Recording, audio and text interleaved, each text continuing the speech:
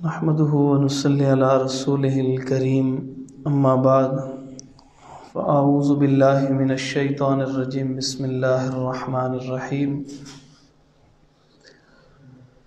رب اشرح لي صدري رب اشرح لي صدري رب اشرح لي صدري ويسر لي امري واحلل عقدة من لساني يفقهوا قولي اللهم تقبل منا صالح الأعمال وتجاوز عن سيئات أعمالنا قال تبارك وتعالى في كلامه المجيد فأعوذ بالله من الشيطان الرجيم لقد كان لكم في رسول الله أسوة حسنة البتہ تحقیق تمہارے لیے اللہ کے رسول صلی اللہ علیہ وسلم کی زندگی بہترین نمونہ ہے۔ نبی پاک صلی اللہ علیہ وآلہ وسلم کی زندگی کا سب سے پہلا بڑا غزوہ جس کو غزوہ بدر کہا جاتا ہے، اس کے بارے میں آپ کے سامنے کل کے لیکچر میں عرض کیا تھا کہ اس کا سبب کیا بنا اور اس کا نتیجہ کیا نکلا، اور اگر آج ہم بھی چاہتے ہیں کہ ہمارے اوپر اللہ تعالیٰ کی ایسی رحمتیں ہوں تو ہمیں کیا ایمان کا درجہ اختیار کرنا ہوگا۔ اس کے بعد یہودیوں کے ایک قبیلے کینوکا کو فحاشی اریانی اس کے سبب مدینے کی ریاست سے نکال دیا گیا، اور یہ ایک عندیہ تھا کہ اگر کوئی بھی ایسا ہوگا تو اسلام اس کو مسلمانوں کے درمیان پسند نہیں کرتا۔ یہی وجہ ہے کہ غیر شادی شدہ آدمی بھی اگر اللہ تعالیٰ کی حدود کو توڑ دیتا ہے تو اس کو 1 سال کے لیے اس علاقے سے نکال دیا جاتا ہے، جیسے کسی زخم سے باقی جسم انفیکشن کا خطرہ ہو تو اس حصے کو بسا اوقات کاٹ کے سائڈ پہ کر دیا جاتا ہے باقی جسم کے تحفظ کی خاطر۔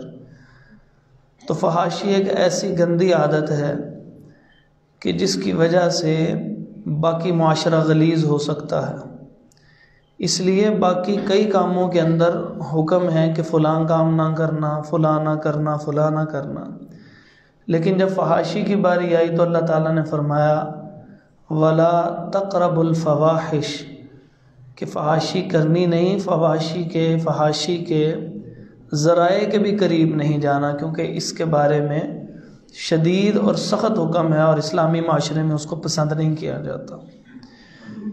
اس کے بعد آپ کے سامنے ہی میں نے ذکر کیا تھا کہ ابو سفیان کے قافلے میں جو 40 افراد تھے وہ بچ کے مکہ واپس چلے گئے تھے، تو وہ چونکہ بچ کے مکہ واپس چلے گئے اور ان کی حفاظت کے لیے آنے والے 1000 افراد جو ہیں انہوں نے مسلمانوں سے جنگ کی اور ہزیمت اٹھائی اور اپنے بڑے بڑے سردار کو لاشیں لے کے واپس گئے اور کچھ وہیں کے وہیں پھینک کے چلے گئے۔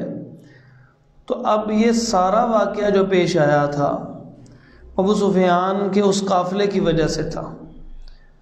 انہوں نے مکہ کے اندر اپنے قریبی لوگوں کو اکٹھا کیا اور اس بات پر ایک قسم کھائی کہ یہ معاملہ چونکہ میری وجہ سے ہوا ہے تو میں اتنی دیر تک قسم کھاتا ہوں کہ میں نہاؤں گا نہیں جب تک کہ میں اس چیز کا بدلہ نہ لے لوں گا۔ تو انسان ہے جذبات میں آ کے قسم تو کھا لی، لیکن جس وقت قسم کھانے کے بعد احساس ہوا میں نے کیا کیا ہے، یہ بدلہ کیسے لوں گا، 1000 افراد مسلمانوں کا کچھ نہیں بگاڑ سکے، تو یہ ہم پھر دوبارہ نئے سرے سے کیسے جائیں گے۔ لیکن اب چونکہ قسم کھا لی تھی اور مکہ کے سب سے بڑے سردار بھی خود یہی تھے، کیونکہ ابو جہل، عتبہ اور اسی طرح باقی افراد جو بڑے بڑے سردار تھے وہ تو قتل ہو چکے تھے غزوہ بدر میں، تو لیڈر کا کام تھا کہ اب وہ جو کام قسم کھائی ہے اس کو پورا کرے۔ 200 افراد کو ساتھ لیا، ذوالحجہ کا مہینہ دوسری ہجری کا آخری ماہ وہاں سے نکلیں اور اپنے ساتھ جو ہے وہ تیز سفر کرنے کے لیے کہ جلد سے جلد بدلہ لینا. انہوں نے کوئی بھاری کھانے پینے کا سامان نہیں لیا، انہوں نے ستو لے لیے ساتھ. ستو چونکہ ہمارے معاشروں کے اندر عام استعمال میں آتے رہے ہیں، خصوصاً پہلے لوگ تو اس کو عام استعمال کیا کرتے تھے گرمیوں میں، تو اس لیے اکثر لوگ اس کو جانتے ہیں. یہ بڑی ہلکی سی غذا ہے اور پانی میں ڈال کے شکر ڈال کے اس کو استعمال کرنے سے وہ بالکل وزن میں ہلکا ہوتا ہے لیکن بھوک مٹا دیتا. تو وہ 2-4 بوریوں سے بھی کافی مہینے کا کام گزارا ہو جاتا تھا. تو انہوں نے تھوڑے وزن کے لیے وہ ستو ساتھ لیے اور چل پڑے، اور راستے جہاں بھوک لگتی وہ اسی کو کھاتے اور آگے چلتے گئے. حالانکہ غزوہ بدر کے لیے جس وقت یہ لوگ نکلے تھے نا، تو اس وقت جس مقام پہ پڑاؤ کرتے اس مقام پہ 8, 9 یا 10 اونٹ قربان کرتے، ان کا گوشت کرتے اور بڑے جشن مناتے ہوئے جا رہے تھے. لیکن اس وقت وہ 200 افراد جو ہیں وہ بدلہ لینے کی غرض سے نکل گئے ہیں. وہ ایک مقام پر پہنچتے ہیں.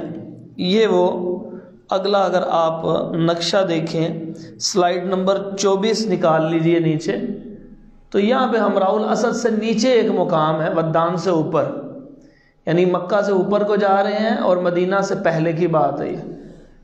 تو یہ بدر بھی نہیں ابھی آیا، بدر سے بھی کافی پہلے کی بات.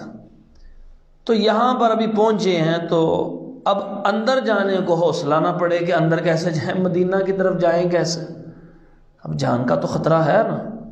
یاد رکھیے گا یہی ابو سفیان جس وقت اسلام قبول کرتے ہیں تو پھر پوری زندگی بہادری اور شجاعت سے لڑتے ہیں، رضی اللہ تعالیٰ عنہ ہو جاتے ہیں.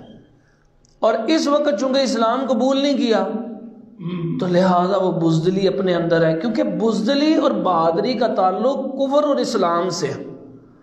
جیسے ہی اسلام قبول کرتا اس کو پتہ میں دنیا سے رخصت ہو جاؤں گا تو کیا ہوگا، میں دنیا سے رخصت ہو بھی جاؤں گا تو میرا ایک اللہ ہے جس نے میرا اس سے بہتر ٹھکانہ رکھا ہوا ہے. تو اس بہادری میں وہ لڑتا. اور جس کا کفر کا عقیدہ اس کو پتہ یہی زندگی ہے، اگلی زندگی ہے نہیں، اس کے ذہن میں تو یہی عقیدہ ہوتا ہے. تو لہٰذا وہ اس زندگی کی حفاظت کی خاطر جو ہے، جب بندہ اپنی زندگی کی حفاظت کے لیے لڑتا ہے تو پھر وہ بزدل ہو جاتا ہے. تو ابھی یہ کیفیت ایسی ہی تھی ان لوگوں کی. تو وہ 200 افراد وہاں پہ اب آگے جائیں نا کہ کیا کریں، یہاں پہ بیٹھے میٹنگ کر رہے ہیں. تو اسی میٹنگ میں یہ بات طے ہوئی کہ یہ قریب ہی 2 چرواہے گزر رہے تھے. انہوں نے کہا چلو ان سے ان کا مال تھوڑا اچھا چھینتے ہیں اور ان کو تو پہلے قتل کریں پھر دیکھتے ہیں کیا کرنا. تو ان کو دونوں بندوں کو انہوں نے شہید کر دیا، قتل کر دیا. جب ان کو قتل کر دیا نا تو اس کی خبر نبی پاک صلی اللہ علیہ وسلم کو پہنچ گئی. نبی پاک صلی اللہ علیہ وسلم نے صحابہ کو اکٹھا کیا، کچھ صحابہ کو کہ چلو جا کے پتہ کریں کیوں مارا انہوں نے. تو آپ علیہ السلام چل پڑے. جب ان کو خبر ملی کہ نبی پاک صلی اللہ علیہ وسلم چل پڑے ہیں وہاں سے، تو یہ فوری طور پر 200 کے 200 بندہ وہاں سے ایک دوسرے کو تسلی دیتے ہوئے نکل آیا، جی ہم نے غزوہ بدر کا بدلہ لے لیا تو نکل جاؤ اب یہاں سے کسی طرح. تو ڈر کے مارے وہاں سے بھاگ گئے اور اپنے آپ کو تسلی یہ دی کہ ہم نے غزوہ بدر کا بدلہ لے لیا. حالانکہ بدلہ انہوں نے کیا لیا، ابھی تو انہوں نے آغاز کیا تھا اور بتا رہے تھے ایک دوسرے کو کہ ہم نے تو ابھی یہ پتہ لگے کہ ہم کتنے بہادر ہیں. لیکن جیسے ہی نبی پاک صلی اللہ علیہ وسلم کی آمد کی خبر ہوئی، ساتھ ہی بھاگ گئے وہاں سے، اور قسم بھی پوری ہو گئی. وہاں جا کے کہنے لگے مکہ میں جی ہم نے تو بدلہ لے لیا ہے. لیکن بھاگتے ہوئے جب ان کو محسوس ہوا نا کہ ہماری سواریوں پہ بوجھ زیادہ ہے، وہ ستو کی 2-1 بوریاں بھی ہیں، انہوں نے کہا کہ ستو کو پھینکو اس سے پہلے کہ نبی پاک صلی اللہ علیہ وسلم پہنچ جائے. تو انہوں نے ستو پھینکے اور دوڑ لگا دی. تو اس وجہ سے اس غزوے کا نام غزوہ ستو ہوا. عربی زبان میں ستو کو سویک کہتے ہیں. تو اس وجہ سے اس غزوے کو کیا کہتے ہیں جی، غزوہ سویک. تو اس کے نام سے معلوم ہوا کہ اللہ کے نبی پاک صلی اللہ علیہ وسلم کا روب کتنا زیادہ تھا. نبی پاک صلی اللہ علیہ وسلم نے فرمایا مجھے 6 باتوں سے تقویت دی گئی ہے. کون کون سی؟ ان میں سے ایک میں آپ صلی اللہ علیہ وسلم نے فرمایا میں ابھی 1 مہینہ دور کی مسافت کے اوپر ہوتا ہوں، کفار کے اوپر روب پڑ جاتا ہے نبی پاک صلی اللہ علیہ وسلم کا. تو اس طرح یہ خوف کے عالم میں یہ ستو ہلکی سے ہلکی غذا بھی چھوڑ کے بھاگ گئے۔ اگلا واقعہ جو ہے، اگلی سلائیڈ نمبر 25 نکال لیجئے، یہ ربیع الاول، یہ 3 ہجری ہے، یہ 2 لکھا گیا ہے، یہ 3 ہجری کا واقعہ۔ اور ہوا کیا کہ اس میں ایک یہودی ہے کعب بن اشرف، یہ ابھارتا رہتا تھا کفار کو، کہتا دیکھو مسلمان یہاں آگے ہوئے ہیں، کرو حملہ، ان کو ختم کرو، کیا کرنا ہے ان کا، وہ ہمیں ساتھ بتاؤ، نہیں تم سے ہوتا تو پھر ہم کر کے دکھا دیتے ہیں۔ تو اس طرح ان کو جو ہے وہ موٹیویٹ کرتا رہتا۔ تو کفار سے جو ہے وہ اس بات پہ ابھرنے کا خطرہ تھا، اگر وہ اس بات پہ ابھرتے ہیں تو پھر جنگ شروع ہو جائے گی۔ تو مسلمانوں کا تو ایک بھی قیمتی ہوتا ہے، تو بدر میں تو 14 شہید ہو گئے تھے، بے شک کفار کے بھی زیادہ شہید مارے گئے تھے، لیکن مسلمانوں کے کتنے قیمتی۔ اور نبی پاک صلی اللہ علیہ وسلم تو جنگ اس لیے نہیں چاہتے تھے کہ اگر جنگ ہوگی تو کفار قتل ہو جائیں گے، کیونکہ وہاں پر پھر ان کو چھوڑنا نہیں ہے، اور جتنے مارے جائیں گے اتنا کلمے کے بغیر چلے جائیں گے۔ نبی پاک صلی اللہ علیہ وسلم کو لوگوں کے کلمے کی فکر ہوا کرتی تھی۔ تو آپ علیہ الصلوۃ والسلام نے اس کے خلاف ایکشن لیا، کعب بن اشرف یہودی کے خلاف۔ اس کا دوسرا جرم یہ تھا، پہلا جرم تو ہو گیا نا جنگی جرم کہ جنگ پہ ابھارنا، تو دوسرا جرم اس کا یہ تھا، نبی پاک صلی اللہ علیہ وآلہ وسلم کو گالیاں نکالا کرتا تھا۔ آپ صلی اللہ علیہ وسلم کی ازواج مطہرات، آپ صلی اللہ علیہ وسلم کی بنات، مسلمان عورتیں، مسلمان مرد، ان کے متعلق نازیبا کلمات کہا کرتا تھا۔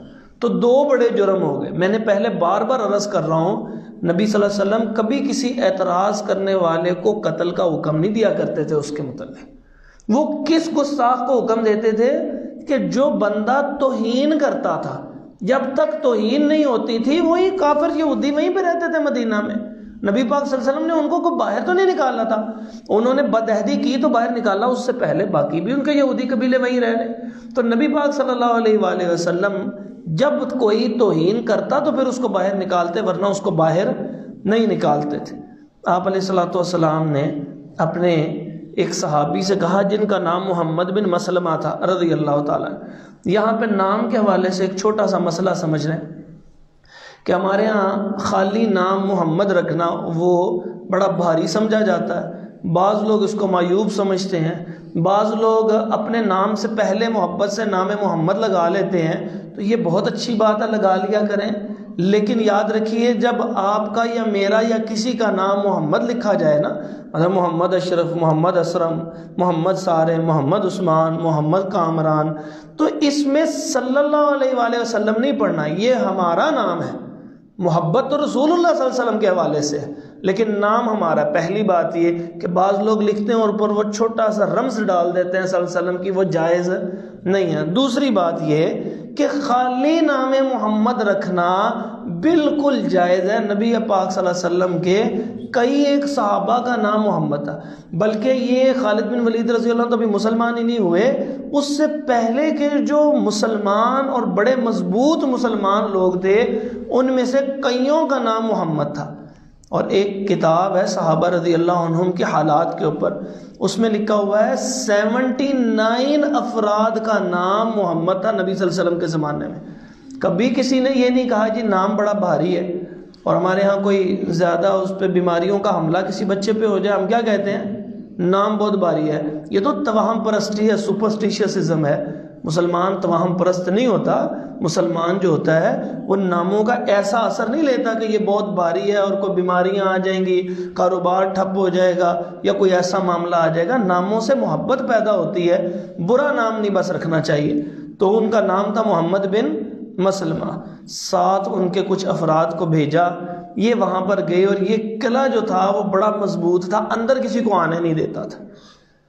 اب انہوں نے کیا کیا؟ چال چلی۔ یہاں یاد رکھیے جب کفار سے جنگ ہوتی ہے تو چال چلنے کی اجازت ہوتی ہے، اور جو لفظ بولیں گے وہ جھوٹ شمار نہیں ہوگا، بلکہ وہ جنگ کے اندر جو چال چلیں گے اس کا اجر و ثواب بھی ہوگا، کیونکہ جان ہتھیلی پہ لگ کے نکلنا پڑتا ہے۔ اس کو جا کے کہنے لگے، کعب بن اشرف یہودی کو اندر تک گئے، اپنی تلواریں باہر جمع کروا کے نہتے ہو کے جانا تھا، کہنے لگے جب سے حضرت محمد صلی اللہ علیہ وسلم آئے ہیں ہم نے کلمہ پڑھا ہے، وہ ہم سے پیسے ہی طلب کرتے رہتے ہیں، کبھی جہاد کے لیے، کبھی غریبوں کے لیے، کبھی کسی کام کے لیے، گو اپنے اوپر نہیں خرچ کرتے، لیکن جب آتے ہیں وہ پیسوں کی بڑی طلب کرتے ہیں۔ تو ہم تو غریب ہو گئے ہوئے ہیں نعوذ باللہ من ذالک۔ یہ کہا کس مقصد کے لیے؟ کیا وہ ایک چال چل رہے ہیں، بات سمجھ رہے ہیں جی؟ وہ چال کے حوالے سے یہ بات کر رہے ہیں، اور آپ صلی اللہ علیہ وسلم سے اجازت لے کر گئے۔ وہ کہنے لگا پھر میں کیا کروں، میں تو تمہیں پہلے کہتا تھا نہ کلمہ وغیرہ پڑھو۔ وہ کہنے لگے کہ بات یہ کہ اب تو کر لیا ہے، تو اب ہماری اس غربت کو کوئی حل کرے، ہمیں کوئی پیسے دے دیں تھوڑی دیر کے لیے۔ کہنے لگا پیسے تو میں تمہیں دے دوں گا، تو تم میرے پاس کوئی ضمانت تو رکھواؤ، رہن رکھواؤ۔ کہنے لگے کیا رکھوائیں؟ کہنے لگا اچھا تم اس طرح کرو، اپنی عورتوں کو یہاں پہ نوکرانی کے طور پہ رکھوا دو۔ اب وہ کہنے لگے کہ نہیں، ہم عورتیں نہیں رکھوائیں گے، آپ عرب کے بڑے خوبصورت آدمی ہیں، تو ہم اپنی عورتوں کو نہیں یہاں رکھوا سکتے، فتنے کا ڈر ہے۔ کہنے لگا اچھا پھر تم اپنے بیٹوں کو رکھوا دو۔ کہا اگر وہ بیٹوں کو رکھوا دیا تو ساری زندگی بیٹوں کو یہی تانا ملتا رہے گا کہ یہ ان کے بچے ہیں جنہوں نے پیسوں کی خاطر اپنی اولاد کو گروی رکھوا دیا تھا۔ کہا پھر کیا کریں؟ کہنے لگا پھر ایک میرے پاس آپشن ہے، اگر آپ مان لیں۔ حاجی کہنے لگا کون سی آپشن ہے؟ کہا اس طرح کرتے ہیں کہ ہماری نا تلواریں، نیزے، اس قسم کی چیزیں اپنے پاس اسلحہ رکھ لیں، تو آپ اسلحہ رکھ کے ہمیں سامان دے دیں، جب ہم آپ کے پیسے واپس کریں گے تو جتنے طے ہوں گے اتنے واپس کر دیں گے، تو آپ ہمارا اسلحہ ہمیں واپس دے دیجیے گا۔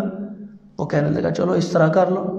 کہنے لگا پھر ہم کل اسلحہ لے کر آئیں گے۔ اب یہ چال چلی تھی کہ اسلحہ کسی طرح اندر دار چلا جائے۔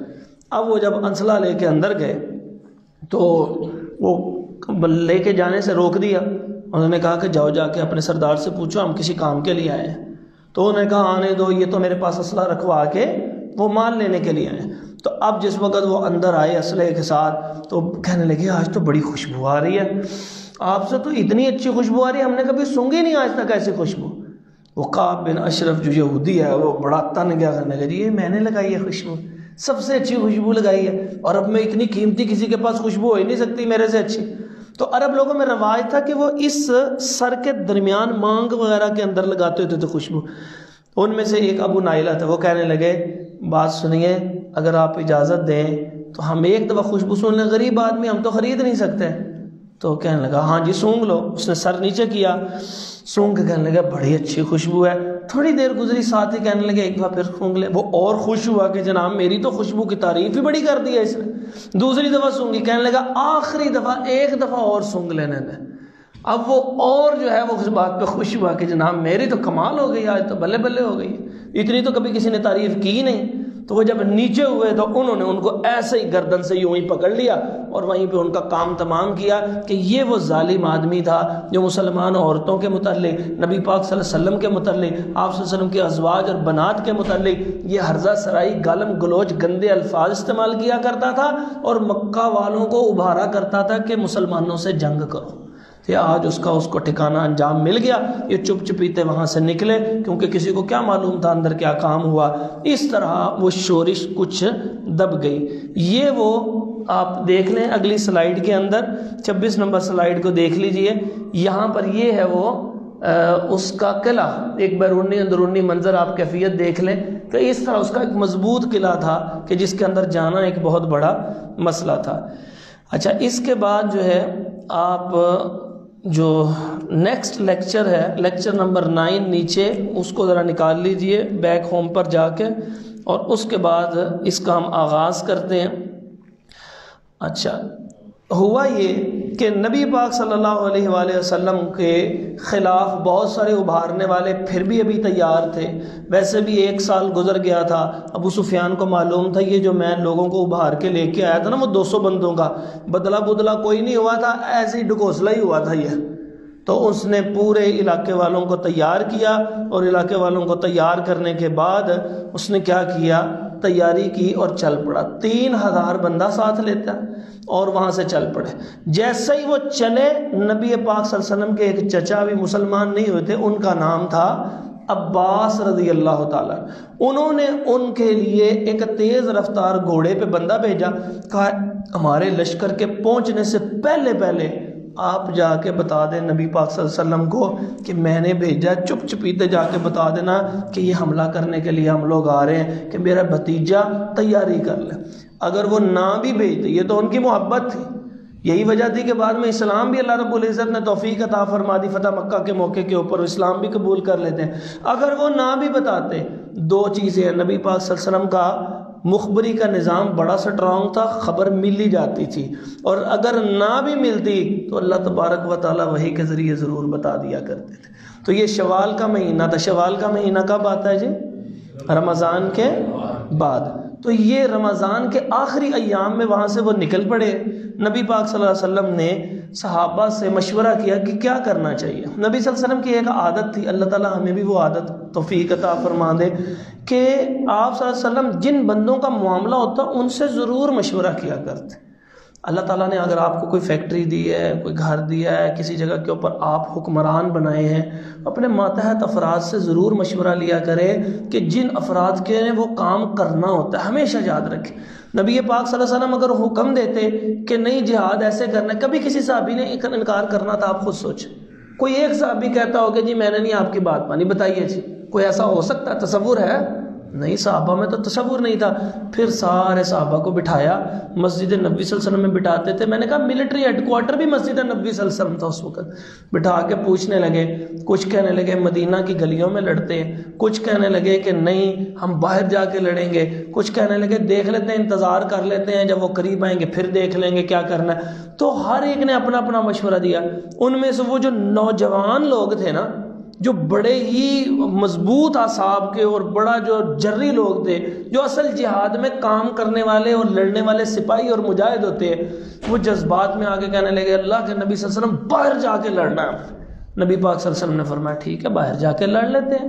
تو آپ صلی اللہ علیہ وسلم نے اس فیصلے کے اوپر اس مشورے کو تسلیم کر لیا، اور آپ صلی اللہ علیہ وسلم نے تیاری کا حکم دے دیا۔ اب نبی پاک صلی اللہ علیہ وسلم نے 1000 بندہ تیار کیا، لیکن ان میں سے وہ عبداللہ بن ابی بن سلول وہ 300 بندوں کو لے کے سائیڈ پہ ہو گیا۔ باقی کتنے رہ گئے جی؟ 700۔ مشہور ہمارے ہاں یہی ہے کہ 1000 گیا تھا، نہیں، پھر کتنے رہ گئے تھے جی؟ 700۔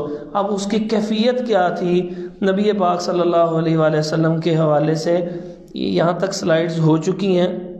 اچھا، اس کے بعد یہاں پر ایک کیفیت کے بچوں کے اندر شوق جہاد کتنا تھا کہ 2 بچے کہنے لگے کہ ہم نے جانا ہے، تو نبی پاک صلی اللہ علیہ وسلم نے ان کی کشتی کروائی، اور ان میں سے جو غالب آ گیا اس کو ساتھ جانے کی اجازت مل گئی۔ اس کے بعد نقشہ جنگ کو دیکھیے، سلائیڈ نمبر جو 6 ہے، ذرا اس کو دیکھیے نیچے سے بھی نکال کر، یہ آپ کو پہاڑ، احد پہاڑ نظر آ رہا ہے۔ نبی پاک صلی اللہ علیہ وسلم فرمایا کرتے تھے ہمیں احد پہاڑ سے محبت ہے اور احد پہاڑ ہم سے محبت کرتا ہے۔ اس کا مطلب کہ جمادات تک نبی پاک صلی اللہ علیہ وسلم سے پیار کیا کرتے تھے۔ اور ایک مرتبہ نبی پاک صلی اللہ علیہ وسلم احد پہاڑ پر کھڑے تھے، آپ صلی اللہ علیہ وسلم کے ساتھ ابو بکر صدیق رضی اللہ عنہ، حضرت عمر رضی اللہ عنہ، حضرت عثمان رضی اللہ عنہ تھے۔ اس وقت آپ صلی اللہ علیہ وسلم نے فرمایا تھا احد پہاڑ ذرا ہلا، تو آپ صلی اللہ علیہ وسلم نے فرمایا ٹھہر جا، تجھے معلوم نہیں کہ تیرے اوپر ایک نبی، ایک صدیق اور 2 شہداء موجود ہے۔ اس کا مطلب نبی پاک صلی اللہ علیہ وسلم نے اللہ تعالیٰ کی وحی کتابیں بتا دیا تھا کہ حضرت عمر رضی اللہ عنہ بھی اور حضرت عثمان رضی اللہ عنہ کو بھی شہید کیا جائے گا۔ تو یہ احد پہاڑ کے ساتھ تعلق تھا نبی پاک صلی اللہ علیہ وسلم کا۔ آپ لوگوں میں سے جو لوگ گئے ہیں، میں صرف آپ ان کے انٹرسٹ کے لیے 1 منٹ میں بتا دیتا ہوں۔ آپ کو یاد ہوگا 20، 21 اور 22 نمبر گیٹ اگر کسی کے ذہن میں ہو، 20، 21 اور 22، وہ تینوں اکٹھے ہیں، اور اگر وہاں سے داخل ہوں اندر تو جیسے ہی اندر داخل ہوں گے سیدھے روضہ رسول صلی اللہ علیہ وسلم پہ پہنچیں گے، ایسے ہی ہے جی۔ اور اگر وہاں سے باہر نکلیں تو سامنے جو پہاڑی نظر آ رہی ہوتی ہے یہ ہے وہ احد پہاڑ۔ وہاں سے 3 کلومیٹر کا صرف ٹوٹل رستہ ہے، اور نبی پاک صلی اللہ علیہ وسلم نے اس احد پہاڑ کی طرح تھوڑا سا قریب کا منظر اگلی سلائیڈ نمبر 8 میں دیکھیے گا کہ یہ احد پہاڑ ہے، اور یہ اس کے اوپر ایک چھوٹا سا ٹیلا ہے، اس کو جبل رمات کہتے ہیں۔ جبل ویسے تو بڑے پہاڑ کو کہتے تھے، لیکن اس کو بھی جبل رمات کہا جاتا تھا کہ عام سے تھوڑا سا اونچا ٹیلا ہے، اور اس ٹیلے سے آپ یہ جو قریب والا نظر آ رہا ہے نیچے بھی دیکھیے، اس سے تھوڑا سا آپ آگے کو دیکھیے، یہ تھوڑا سا ایسے گہرائی سی ہے یہاں پر، اور یہ جیسے کوئی نالا ہوتا ہے نا کہ گہرائی، تو اس انداز سے یہاں پہ گہرائی ہے. اب وہ گہرائی ختم کر دی گئی ہے. پہلے جو لوگ گئے ہوئے ہیں تقریباً 8-10 سال پہلے، ان کے ذہن میں ہوگا یہاں پہ ایک چھوٹی سی گہرائی سی تھی. اور یہ جو آپ پہاڑ کے اندر درمیان میں ایسا وی سا دیکھ رہے ہیں جیسے دو پہاڑ مل رہے ہیں، بیسیکلی وہ ایک ہی ہے. تو وہ جو پہاڑوں کا اوپر والی چوٹیوں کے درمیانی تھوڑا سا نیچے والا حصہ ہے، ذرا اس اگلے نقشے کے اندر جا کے دیکھیے، سلائیڈ نمبر 9 بلکہ سلائیڈ نمبر 10 کے اوپر آ جائیں تو اب آپ کو وہ پہاڑ کی کیفیت نظر آئے گی. یہ جبل رومات ہے اور اس کے بعد یہ پہاڑ ہے اور یہ پہاڑ کے ساتھ ایک اندر والا حصہ ہے اور یہ پھر دوبارہ پہاڑ نظر آ رہا ہے جی آپ کو.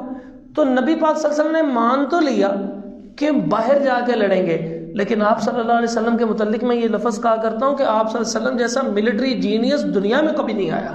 آپ صلی اللہ علیہ وسلم نے ایک ایسا خوبصورت نظام رکھا کہ 700 یہ افراد ہیں، اطلاع کتنے کی ملی تھی وہ کتنے آ رہے ہیں؟ 3000 افراد ہیں. تو توکل کا یہ مطلب ہے کہ خنجر تیز رکھ اپنا، بھروسہ اس کی تیزی کا مقدر کے حوالے کر. تو توکل کا مطلب میں بار بار عرض کرتا ہوں یہ نہیں ہوتا کہ ٹرین آ رہی ہے سامنے کھڑے ہو گئے اللہ مجھے بچا لے گا، سیلاب آ رہا ہے کشتی میں نہیں بیٹھے گا نہیں اللہ تعالیٰ مجھے بچا لے گا. نہیں، آپ نے اور میں نے ایفرٹ کرنی ہے، نتیجہ کس کے ذمہ ہے؟ اللہ تعالیٰ کے ذمہ ہے. تو اب ایفرٹ کے حوالے سے آپ صلی اللہ علیہ وسلم نے کیا کیا کہ اگر آپ دیکھیے یہ اوپر جہاں پہ جنگ کے بعد مسلمانوں کا اجتماع یہاں لفظ لکھا، اس کے ساتھ نیچے آپ کو آواز اگر آ رہی ہو تو ایک ایرو کا نشان اندر جا رہا ہے، وہ ایک ایسے کونا سا بنا ہوا ہے. آپ صلی اللہ علیہ وسلم نے یہاں پر آ کے پڑاؤ کروا دیا تاکہ 3 اطراف سے حملہ ہو ہی نہ سکے. 3 اطراف کون سی ہو گئی جی؟ محفوظ ہو گئی پہاڑ کے ارد گرد سے. سامنے کے رخ سے حملہ ہوا تو حملہ جس وقت ہونا تھا تو اس حملہ ہونے سے پہلے وہ لوگ بھی آ گئے، ادھر مسلمان بھی پڑا ہوئے. اور وہی جبل رومات جو ہے پیچھے 2 سلائیڈز کر کے دیکھیے گا تو اس جبل رومات کے اوپر آپ صلی اللہ علیہ وآلہ وسلم نے 50 تیر انداز مقرر کر دیے کہ کسی بھی صورت میں آپ نے یہاں سے نیچے نہیں اترنا. اب نبی پاک صلی اللہ علیہ وآلہ وسلم نے یہ حکم بھی دے دیا. اور جب جنگ کا منظر بالکل تیار تھا تو ایک صحابی رسول صلی اللہ علیہ وسلم تھے جن کا نام تھا ابو دجانہ رضی اللہ. انہوں نے لال رومال ایسے باندھ لیا اور بڑے اکڑ کے مسلمانوں کے سامنے ایسے چل رہے ہیں. اور یہ مسلمانوں کے سامنے چل رہے ہیں بیسیکلی ان کے سامنے کون تھے؟ 3000 کفار تھے. وہ ان کی غصے بھری اکڑی بھری چال کو دیکھ رہے تھے. اس وقت نبی پاک صلی اللہ علیہ وسلم نے فرمایا، جس کا مفہوم ہے کہ اللہ تعالیٰ کو یہ چال پسند نہیں ہے سوائے اس موقع کے اوپر، کیونکہ یہاں پر کفار کو دکھانے کے لیے اکڑ کے چلا جا رہا ہے. ایسے ہی جس وقت جو عمرۃ القضاء کے لیے نبی پاک صلی اللہ علیہ وسلم گئے تھے، اس موقع پہ بھی جب طواف کرنا ہے تو ہمیں اکڑ کے چلنا چاہیے، نہیں اکڑ کے چلنا چاہیے، بالکل کندھے جھکا کے عاجزی سے اللہ پاک کے گھر کے ارد گرد چکر لگانے تھے. لیکن نبی پاک صلی اللہ علیہ وسلم جس وقت آئے کفار نے آوازیں کسیں کہ مدینے کی آب و ہوا نے آپ کو بیمار نعوذ باللہ کر دیا ہے، تو آپ میں لوگوں میں طاقت نہیں رہی. نبی پاک صلی اللہ علیہ وسلم نے وہاں حکم دیا کہ خانہ کعبہ کے ارد گرد بھی آپ 3 چکر لگانے ہیں تو دوڑ کے تھوڑے سے لگانے ہیں تاکہ ان کافر دیکھ لے کہ ہم لوگوں کے اندر اللہ نے طاقت رکھی ہے اور زیادہ طاقت رکھی ہے، وہاں جا کے کوئی ہم جسمانی لحاظ سے بیمار نہیں ہو گئے. تو یہاں پہ کفار کے سامنے ایسا پوز کرنا یہ نبی پاک صلی اللہ علیہ وسلم کی سنت ہے اور صحابہ کرام رضی اللہ عنہم کی سنت ہے. تو یہاں پہ وہ بڑے اکڑ کے چلے. اس کے بعد جب پہلی جنگ کا حلہ ہوا تو اس پہلے ہی حلے میں 10 کفار جو ہیں وہ قتل ہو گئے اور ان کے پاؤں اکھڑ گئے. اور جب ان کے لاشیں گرے ہوئے دیکھے انہوں نے تو وہ پیچھے آہستہ پیچھے بھاگ رہے تھے. اسی اسنا میں وحشی جن کا اصل نام عامر تھا، ابھی وہ مسلمان نہیں ہوئے تھے، انہوں نے ہند کے کہنے کے اوپر، جو ابو سفیان کی بیوی تھی ابھی وہ بھی مسلمان نہیں ہوئی تھی، ان کی کہنے کے اوپر حضرت حمزہ رضی اللہ تعالی عنہ کو جو ہے وہ ایک کلہاڑا سا تھا، برچھا سا، وہ ٹے مارا اور یہ سینے میں جا کے لگا اور وہیں سے وہ سارا پھٹا اور یہاں سے خون و خون ہوا. اور اسی کی تاب نہ لاتے ہوئے حضرت حمزہ رضی اللہ عنہ دنیا سے رخصت ہوئے. آپ صلی اللہ علیہ وسلم نے ان کے متعلق فرمایا سید الشہداء، یہ سب شہیدوں کے سردار ہیں. اور آپ صلی اللہ علیہ وآلہ وسلم اپنے ان چچا سے بڑی محبت اور الفت کیا کرتے تھے. اس کے بعد ابو دجانہ رضی اللہ تعالیٰ عنہ، اور یہ واقعہ جو میں نے یہاں پہ اشارہ بھی کر دیا ہے، اس کے بعد وہ ایسے بھاگے پلٹ کے کافر کہ اب مسلمانوں نے سمجھا کہ سارے کا سارا میدان ہمارا ہے. وہ لوگ واپس جا چکے ہیں لیکن حقیقت میں وہ بھی واپس پوری طرح نہیں گئے تھے. وہ اپنا سامان زریں جو کچھ لے کے آئے تھے وہاں پہ پھینکا اور جو پلٹے ادھر مسلمانوں نے دیکھا کہ وہ بھاگ رہے ہیں پیچھے. اس کا مطلب اب یہ پورے کے پورے چلے گئے ہیں. اب انہوں نے وہ سامان اٹھا کے ایک جگہ کرنا شروع کر دیا. اس کو کہتے ہیں مال غنیمت. تو مال غنیمت کو سائڈ پہ کرنا شروع کر دیا. وہ جو جبل الرمات کے اوپر کتنے افراد تعینات تھے جی؟ 50 میں سے 40 نیچے اتر آئے. جب نیچے اترنے لگے تو عبداللہ بن جبیر رضی اللہ تعالیٰ عنہ جو ان کے سردار مقرر کیے گئے تھے، سربراہ مقرر کیے گئے تھے، وہ کہنے لگے نیچے کیوں جا رہے ہیں؟ وہ کہنے لگے آپ کو پتہ ہے جنگ ختم ہو گئی، یہ حکم جو ہے وہ جنگ کے لیے تھا. انہوں نے کہا نہیں، جنگ کے لیے نہیں تھا. آپ صلی اللہ علیہ وسلم نے فرمایا تھا کہ کسی بھی حالت میں آپ نے نیچے نہیں اترنا. اور اختلاف اس بات پہ ہوا وہ کسی بھی حالت سے مراد جنگ تھی یا جنگ کے بعد جب تک کہ آواز نہ دی جائے. بہرحال وہ 40 کے 40 نیچے اترے اس غرض سے کہ وہ نیچے اترے اور اتر کے اپنے مسلمان بھائیوں کی مدد کریں. اب جنگ کے لیے اتنی موٹی موٹی لوہے کی وہ جو ہے وہ پہنی ہوئی تھی زریں. اب انہوں نے کیا کیا، ان زروں کو اتارا کیونکہ اتنی وزنی ہوتی ہے زرہ. تو جنگ تو ختم ہو گئی اپنے خیال میں، تو اٹھا کے سائیڈ پہ کر رہے. اب یہاں پر کافر باز کہتے ہیں، دشمنان صحابہ وہ کہتے ہیں دیکھیں وہ جو صحابہ تھے وہ اوپر سے نیچے اترے ہیں مال کی محبت میں، نافرمانی کی نبی صلی اللہ علیہ وسلم کی. ایسی بات نہیں ہے. وہ اس لیے نیچے اتر کے آئے کہ ان کو یہ غلطی لگ گئی تھی اس وقت کہ نبی صلی اللہ علیہ وسلم نے کس موقع کے لیے کہا تھا کہ کب نیچے اترنا ہے، بس ان کو ایک اجتہادی غلطی لگ گئی. تو وہ جب نیچے اترے تو اس وجہ سے مال اکٹھا کر کے رکھ رہے ہیں کہ ایک جگہ اکٹھا کریں اور اس کے بعد نبی پاک صلی اللہ علیہ وسلم نے تقسیم کرنا یا نہیں کرنا، فیصلہ تو نبی صلی اللہ علیہ وسلم نے کرنا ہے. تو یہ تو نہیں ہے جس نے پکڑ لیا بس وہ لے کے گھر پہنچ جائے گا، ایسے کی اجازت تو تھی ہی نہیں. تو اس وجہ سے وہ مال کی محبت نہیں تھی بلکہ اپنے مسلمان بھائیوں کی خیر خواہی کرنی تھی. تو یہ مستشرقین کا جو اعتراض ہے اس کا یہ جواب ہے. تو یہاں سے وہ نیچے اترے اسی اسنا میں. ابھی میں آپ کو پھر وہ دکھاتا ہوں وہ جگہ دوبارہ سے دیکھیے. یہ جبل رومات کے لیے پھر 13 نمبر سلائیڈ کے اوپر یہ موجود ہے. یہاں سے یہ نیچے اتر گئے اور یہاں پر وہ افراد ایسے مال اٹھا رہے ہیں. یہ پیچھے سے خالد بن ولید ابھی مسلمان نہیں ہوئے تھے تو یہاں سے نکل کے آئے اپنے چند ساتھیوں کے ساتھ. یہ نیچے سے ہو کے ادھر آئے. یہاں سے پہلے انہوں نے ان 10 صحابہ کو شہید کیا اور اس کے بعد یہاں سے ہوتے ہوتے پیچھے سے پلٹ کے ادھر کو آئے اور پیچھے سے پلٹ کے آگے انہوں نے آؤ دیکھا نہ تو جو مسلمان آیا بڑی بڑی تلواریں دے ماری. کوئی مسلمان کی گردن اتر رہی ہے، کسی کے بازو اتر رہے ہیں، کسی کے جسم کے 2 ٹکڑے کیے جا رہے ہیں اور کتنے مسلمان شہید ہو گئے. اسی حالت کے اندر وہ لوگ نبی پاک صلی اللہ علیہ وسلم کے قریب پہنچ گئے. اب وہاں پر اس حلے کے اندر 2 کام ہوئے. پہلا کام یہ ہوا کہ مسلمان جو وہ سلواریں وغیرہ سائیڈ پہ رکھ کے وہ سامان اکٹھا کر رہے تھے ان کو پتہ لگا حملہ پھر دوبارہ ہو گیا اور الٹی سائیڈ سے اب حملہ ہوا. تو جب الٹی سائیڈ سے حملہ ہوا تو سامنے سے وہ جب بھاگ کے گئے تھے انہوں نے بھی حملہ کر دیا. اب مسلمان درمیان میں پس رہے ہیں، پیچھے سے بھی تلوار آگے سے بھی تلوار. اب مسلمان جس نے تلوار پکڑی اب اس نے نہیں دیکھا کہ کون سامنے آیا اور ماری گیا اور جس کے اوپر تلوار لگی. حتیٰ کہ ایک حدیث میں آتا ہے ایک صحابی رسول صلی اللہ علیہ وسلم آواز دینے لگے اور تلوار نہ مارنا یہ میرے والد صاحب ہیں. اتنی دیر میں تلواریں چل چکی ہوئی تھی اور ان کی گردن اتر چکی ہوئی تھی اور مسلمانوں کی تلوار سے مسلمان شہید ہو گئے. تو کیفیت ایسی بن گئی نا اس وقت. آپ نے تصور اس وقت کے ان حالات کو دیکھنا. آج کل کے ان حالات میں رہ کے ہم ان حالات کا تصور نہیں کر سکتے. جیسے گندے پانی کے اوپر کانفرنس کرتے ہوئے سامنے منرل واٹر رکھا ہوگا تو کبھی بھی کسی کے لیے اچھا فیصلہ نہیں کر سکیں گے. جب جوہڑ کے اوپر بیٹھ کے ایسے فیصلے کریں گے تو پھر صاف پانی کے لیے فیصلے بھی اچھے ہوں گے. اسی طرح اگر آج ان تصور کریں گے ان بہترین حالات میں اس جنگوں کا تو آپ کو وہ چیزیں نہیں سمجھ میں آئیں گی، لیکن اپنے آپ کو اس زمانے میں لے جائیں اور کیفیت کا اندازہ لگائیں کہ وہ کیا کیفیت تھی. کہ وہ جیسے تلواریں پڑ رہی ہیں اٹھائی تلوار کوئی ادھر مار رہا ہے، بچنے کے لیے کوئی ادھر مار رہا ہے. تو اسی اسنا میں کچھ مسلمان بھی شہید ہو گئے ان کے ہاتھوں اور ان کا حملہ کچھ کم ہوا، لیکن اتنا بھی کم نہیں ہوا. وہ اندازہ کرتے کرتے وہ تلاش کر رہے نبی پاک صلی اللہ علیہ وسلم کی طرح. اسی تلوار کے چلنے میں ایک صحابی جن کا نام مصعب بن عمیر رضی اللہ تعالیٰ شہید ہو گئے. اور یہ وہ صحابی تھے نا جن کو آپ صلی اللہ علیہ وسلم نے ابتدا میں بھیجا تھا تبلیغ کرنے کے لیے مدینے میں. ان کی شکل کس کے ساتھ ملتی جلتی تھی؟ نبی صلی اللہ علیہ وسلم کے ساتھ، تو دور سے شباہت دیکھ کے کسی نے آواز لگا دی نبی پاک صلی اللہ علیہ وسلم شہید ہو گئے، اور اب تو مسلمانوں کا دل ہی ٹوٹ گیا کہ کیا لگے نبی پاک صلی اللہ علیہ وسلم ہی شہید ہو گئے، تو یہ ہوا کیا ہم لوگوں کے ساتھ؟ تو وہ حوصلے جو ہے وہ پست ہونے لگے۔ تو ان کو آپ صلی اللہ علیہ وسلم کی بہادری کا عالم دیکھی کہ جب دیکھا نا مسلمانوں کے حوصلے پست ہونے لگے تو دور سے آواز لگائی کہ میں موجود ہوں۔ اب یہ کیسی بات تھی کہ پوری فوج تو وہ ایک دفعہ کھڑی ہو گئی، لیکن کفار کو بھی پتہ لگ گیا کہ اللہ کے نبی صلی اللہ علیہ وسلم کہاں پہ ہے۔ اپنی جان کی پرواہ کیے بغیر، یہ جو سپہ سالار کے لیے ایک رہنما اصول ہے، اپنی جان کی پرواہ نہ کرنا، اپنی فوج کی پرواہ کرنی۔ تو وہ نبی پاک صلی اللہ علیہ وسلم کے قریب آئے، ایک بندے نے دور سے پتھر مارا، وہ نبی پاک صلی اللہ علیہ وسلم کو لگا، ایک اور بندہ آیا، اس نے اس زور سے تلوار ماری کہ یہاں پہ کندھے کے اوپر وہ جو زرہ پہنی تھی اس کے اوپر جا لگی۔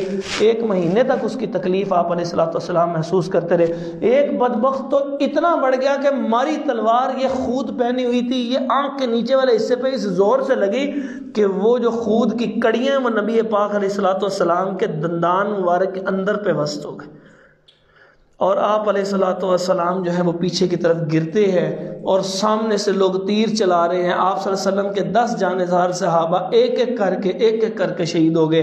وہ سامنے سے تیر آتا ہے، یوں سامنے کھڑے ہیں، وہ تیر ادھر لگ رہا ہے، کسی نے تلوار ماری نہیں ہلے، وہ شہید ہوئے۔ دوسرا کھڑا ہے، تیسرا کھڑا ہے، چوتھا، پانچواں، چھٹا، ساتواں، آٹھواں، نواں، 10 افراد شہید ہو گئے۔ ابو طلحہ رضی اللہ عنہ کے جسم پہ زخم ہی زخم آ گئے۔ نبی پاک صلی اللہ علیہ وسلم نے ان کے لیے جنت کی بشارت سنائی۔ دور سے آواز سن کے اب باقی صحابہ بھی بھاگتے ہوئے آ رہے۔ حضرت ابو بکر صدیق رضی اللہ عنہ اور ابو عبیدہ بن جراح رضی اللہ عنہ کہتے ہیں، حدیث میں آتا ہے، وہ ایسے بھاگتے ہوئے آئے جیسے چڑیا اپنی طاقت سے زیادہ جب تیزی سے اڑتی ہے تو پر کیا کرتی ہے؟ پھڑ پھڑاتی ہے۔ اس تیزی سے سب کچھ چیرتے ہوئے بھاگتے آ رہے تھے کہ روایت کرنے والے کہتے ہیں جیسے چڑیا پر پھڑ پھڑاتے آتی ہے، ایسے جلدی سے پہنچے۔ اور ابو عبیدہ بن جراح رضی اللہ عنہ کہنے لگے، آپ اللہ کا واسطہ دیتا ہوں، آپ یہ کڑیاں مجھے نکالنے دیجئے۔ جب انہوں نے اپنے دانتوں سے اس قدر زور لگایا تو ان کے بھی دانت شہید ہو گئے، اور وہ کڑیاں باہر نکلی۔ آپ علیہ السلام کا خون نہیں رک رہا تھا۔ آپ علیہ السلام نے اپنے تیر جو ہیں وہ سعد رضی اللہ عنہ کو دیے، اور یہ واحد صحابی جن کے متعلق آپ صلی اللہ علیہ وسلم نے فرمایا، ارمی یا سعد فدا کا ابی و امی، اے سعد آپ تیر چلاتے جائیے، میرے ماں باپ بھی آپ پر قربان ہو جائیں۔ سبحان اللہ، کیسی محبت تھی سعد رضی اللہ عنہ سے۔ اور یہ جس نے یہ ماری تھی نا پتھر، یہ آپ کو پتہ یہ کون تھے؟ یہ سعد رضی اللہ عنہ کے بھائی کفار کی طرف سے آئے تھے۔ اللہ رب العزت کا کرنا ہے کہ کوئی تو کفار کی طرف سے آ کے لڑا، اور کسی کو اللہ تعالیٰ نے مسلمانوں کی طرف سے جو ہے وہ لڑنے کی توفیق عطا فرمائی۔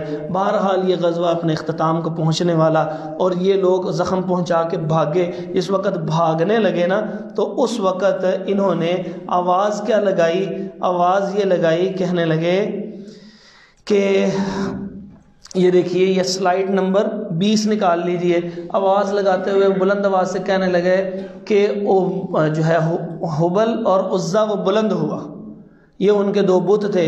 نبی پاک صلی اللہ علیہ وسلم کے حکم سے آواز لگائی گئی، اللہ اعلی و اجل، تم بتوں کو بلندی کا ذکر کرتے ہو، اللہ تبارک و تعالیٰ بلند ہے اور جاہ و جلال والا ہے۔ وہاں سے آواز لگی، حبل اور عزا ہمارے مددگار ہے۔ نبی پاک صلی اللہ علیہ وسلم نے فرمایا، اللہ ہمارا مددگار ہے، تمہارا مددگار نہیں ہے، تمہارے بت کیا کر لیں گے؟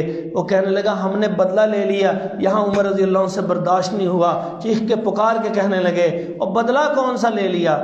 ہمارے جو آج شہید ہوئے وہ جنت میں جائیں گے، اور تمہارے جو بدر میں مارے گئے وہ آگ کے گڑھوں کے اندر جل رہے ہوں گے۔ بدلہ کون سا لیا؟ اس موقع پہ نبی پاک صلی اللہ علیہ وسلم کا جب خون نہیں رک رہا تھا نا، تو اس وقت میں صرف اپنے وہ نیچے معززات خواتین کے لیے ایک بات بتانا چاہتا ہوں کہ اس وقت فاطمہ رضی اللہ عنہا آئی تھیں، اور فاطمہ رضی اللہ عنہا نے وہ چٹائی کو جلایا، اس کی راکھ کی، وہ نبی پاک صلی اللہ علیہ وسلم کو لگائی، اور پھر خون رکا۔ اس کا مطلب یہ ہے کہ خواتین کو فرسٹ ایڈ سکھانی چاہیے۔ نبی پاک صلی اللہ علیہ وسلم نے اپنی پیاری بیٹی کو سکھائی ہوئی تھی۔ میری بات کو سمجھ رہے ہیں کہ یہ جو خواتین کی تعلیم کے دشمن ہیں، وہ یہ دیکھیں کہ خواتین کی تعلیم جائز ہے، لیکن کن جگہوں پہ جائز ہے؟